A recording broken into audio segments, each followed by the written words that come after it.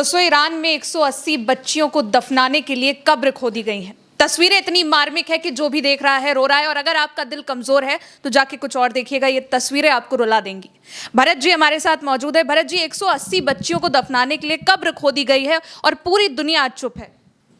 ये तस्वीर आप देखिए, इस तस्वीर में आप देखेंगे तो आप खुद हैरान होंगे, परेशान होंगे। इन तस्वीरों को देखने के बाद आपको नींद नहीं आएगी। आपने वाजिब फरमाया कि अगर आप कमज़ोर दिल के हैं और आप जो है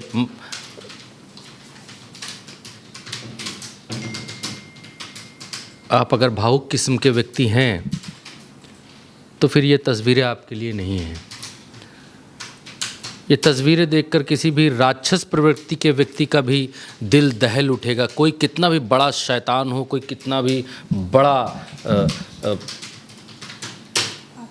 जिन हो, आतंकी हो, कुछ भी हो, उसकी रूह कांप जाएगी।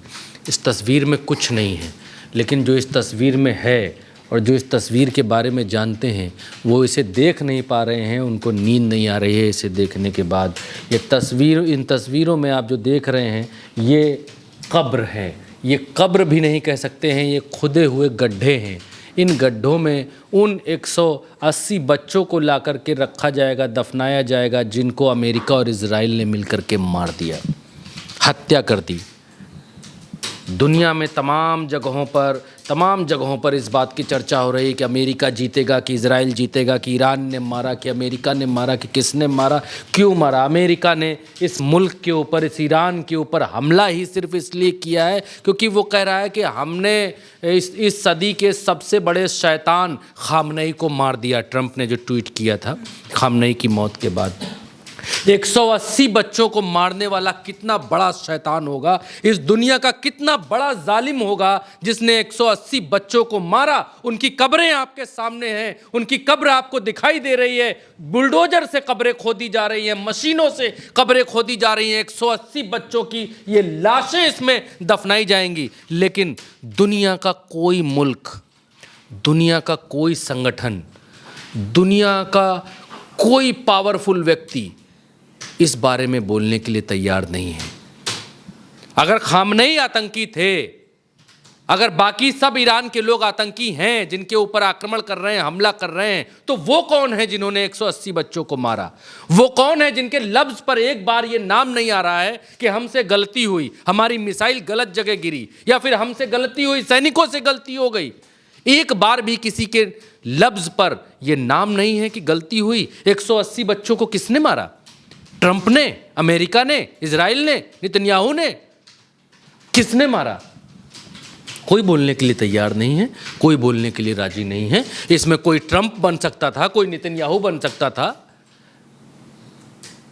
कोई खामनेई बन सकता था, डॉक्टर बन सकता था, साइंटिस्ट बन सकता था, इस दुनिया का सबसे बड़ा आदमी बन सकता था, कोई बड़ा बिजनेसमैन बन सकता था, कोई आले दर्जे का व्यक्ति बन सकता था। सब की सब बच्चियां, सुबह 10:30 बजे का 10:45 का वक्त था। सारी बच्चियां 7 से 12 साल की उम्र की, सारी की सारी बच्चियां हैं। इसमें कोई मेल लड़का नहीं है, सारी की सारी बच्चियां। स्कूल के ऊपर मिसाइल डालकर उड़ा दिया। मिनाब एलिमेंट्री स्कूल फॉर गर्ल्स, इनके स्कूल का नाम बताया जा रहा है। पूरा ईरान रो रहा है, पूरा ईरान रो रहा है। लेकिन हर जगह सिर्फ क्या बात है? ये बात है कि मोदी या ट्रंप कितना मजबूत पड़ रहा है, भारत के प्रधानमंत्री ने किस किस से बात की, इजराइल कितना मजबूत हो गया है, कौन सी मिसाइल कहाँ गिर गई, अरे बच्चों बच्चों दुबई में गिर गई, दुबई में गिर गई। दुनिया इस बात पर हैरान है कि दुबई के हवाई अड्डे पर मिसाइल गिर गई। दुनिया इस बात पर हैरान नहीं है, दुनिया इस बात पर हैरान नहीं है क्या हो चुका है दुनिया को। दुनिया इस बात पर हैरान नहीं है कि 180 बच्चों की कब्र बुलडोजर खोद रहे हैं। दुनिया छोड़ दीजिए, वो मुसलमान मुल्क इस बात पर हैरान नहीं है। कोई लेना देना नहीं है उन मुसलमान मुल्कों का।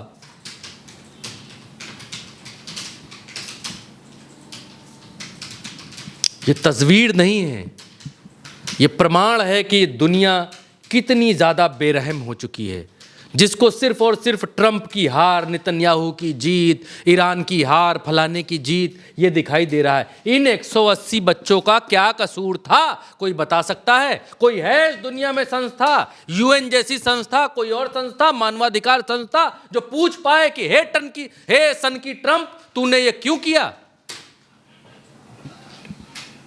कोई ये पूछ पाए कि ट्रंप तेरा यहां पर क्या था? तूने क्यों मिसाइलें गिरवाई? यहां तुझसे क्या लेना देना है खाड़ी के देशों से? ईरान से तेरा क्या लेना देना है? कोई पूछने वाला नहीं है।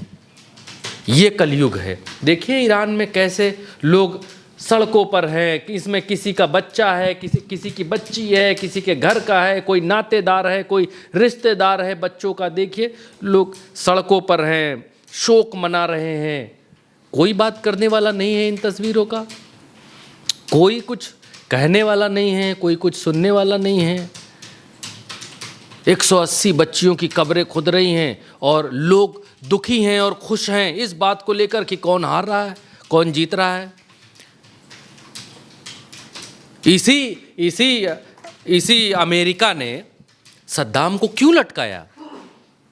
यही कहकर लटकाया कि सद्दाम आदमी ठीक नहीं था, वो ऐसा करता था, बच्चों के साथ ऐसा किया, इतने लोगों को मार दिया, इतने लोगों के साथ ये कर दिया। खामनई को इसलिए मारा क्योंकि अमेरिका कहता है कि खामनई आतंकी थे, खामनई ये कर देते थे, मार देते थे, फलाना कर देते थे।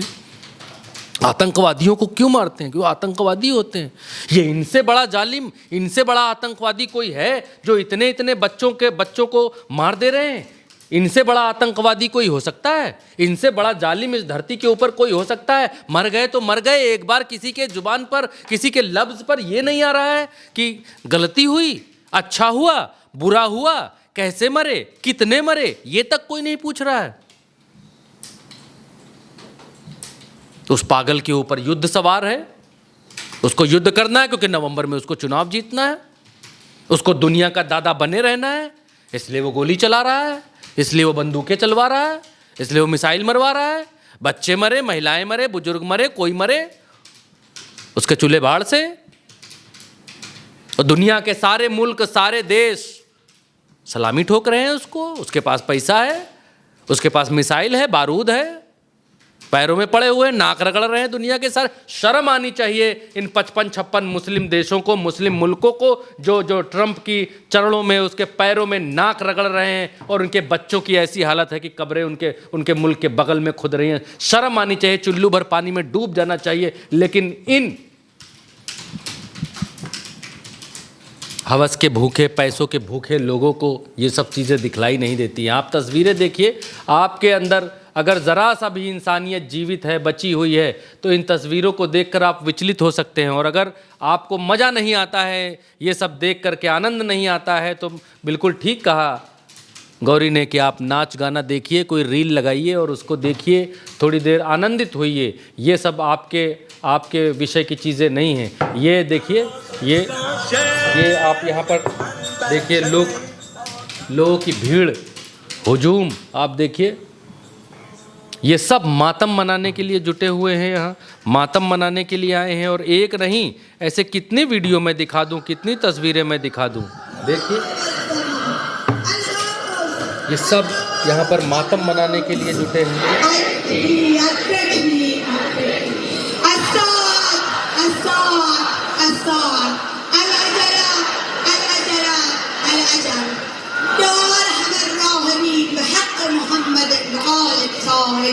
مادر شهید دعا برای امام زمان بکنه، او رو صدا بزنه، امام زمان قطعا نگاه میکنه.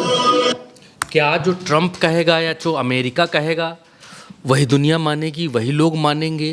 वो जिसे आतंकी कहेगा, जिसके यहाँ मार देगा, बम कूद जाएगा, हमला कर देगा, वो दुनिया की नज़र में आतंकी? ये समय आ चुका है। बाकी के सारे देश, 192, 93, 96 देश हैं, बाकी के सारे देश नपुंसक हो चुके हैं।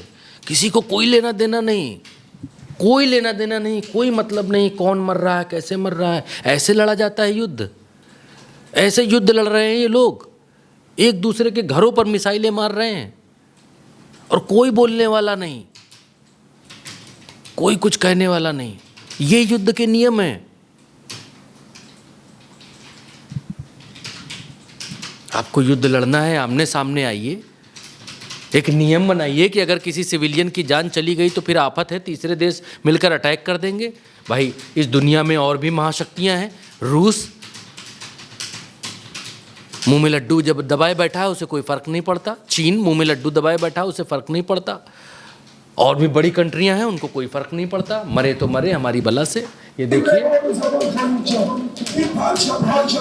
जिसका मरा है वो शोक मना रहे हैं।